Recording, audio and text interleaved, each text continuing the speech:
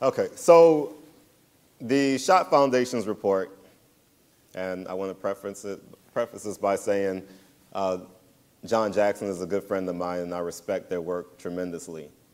That report has been grossly misinterpreted and misused. It is a report that looks at graduation rates, which they measure by looking at a cohort of ninth graders, and seeing how many in that cohort are graduating 4 years later. It does not measure dropout, and even the report differentiates between graduation rate and dropout. I recently was forwarded a manuscript of a book, and the publisher and the author of that book wanted me to write an endorsement of it. And when I read through, they said 50% of black boys are dropping out according to the Schott Foundation's report. I told them they needed to correct that. And I was perfectly willing to write the endorsement if they corrected that. And they gave me kind of a funny answer. Then I sent them the report, and I told them, you know, this is a PDF file. Just do a fine for dropout in the report so you can see how they represent it, because you're misrepresenting the report as you're saying it. And I never heard back from them. And I've written an article to this regard. The complications with the way that they present it is that when you look at cohort comparisons, there are certain kids that get missed. The kids who graduate late get missed. The kids who get their GEDs get missed. But the largest percent of kids that get missed are kids who transfer out of district. So the way that black people are moving around right now, one, because of gentrification, and two, because we are being scared away from so many districts like the ones I just told you about, it's hard to use graduation rate as a good measure of what we're doing, of where we are.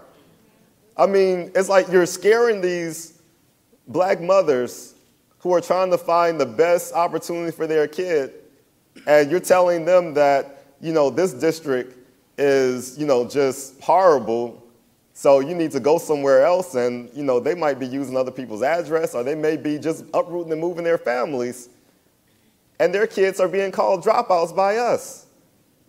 So when I see the gaps that they are showing, it's just based on how I know that they have calculated. And again, I've written all of this. I've been on record with this. It's hard for me to use that as anything that tells me anything about what's really going on. What's really going on is us being pushed around and us having to negotiate our needs with the desires of the state. And, you know, just to kind of get into the question that you asked about, you know, the charter schools and, you know, choice and all these types of things, one thing I say to that, and I think it's related, we have to separate our interests from the interests of the state. So from the state's perspective, what costs the least amount of money and have the best perceived reward is what they want to do. So if they can spend less money on a charter, and that charter is giving evidence that it's doing better than the public school, then that's where they're going to put their resources. But they're not going to create a measure, they're not going to show you a measure that's fair if they have really invested in this working. So that's when they're going to give the charter schools one type of criteria of success and the public schools something else, because that's where they really want to go. So we have to be very cautious about that kind of stuff. There are some good charter schools, and there are some charter schools that offer some things that public schools don't. And I mean, I have friends on both sides of this issue. I have friends that are staunch public school advocates. I have friends who are about choice. And the criticism that I have to the public school advocates is that, one, they use poverty as an excuse too much. They are constantly talking about the kids that they are getting as if they're giving more explanations for why their test scores are low. And I don't see them just challenging the merits of the test, which they should be doing. They're devaluing the GPA when the GPA still shows, it still gives a better picture of who's going to be successful than any test score. I don't care where the GPA is. I don't care if it's at a under-resourced school or an affluent school. GPAs is a better measure of college success than any test. That's been demonstrated. But yet, the public school advocates aren't fighting to preserve the integrity of the GPA. They're letting people come in with these external measures, and they're suffering for it. They are also, in my opinion, not believing in their kids enough because they aren't putting they're not fighting for honors classes in any school. They're not fighting for Algebra 2, Calculus, and Physics in every school. These are things that I believe we should have that I don't see them really fighting for.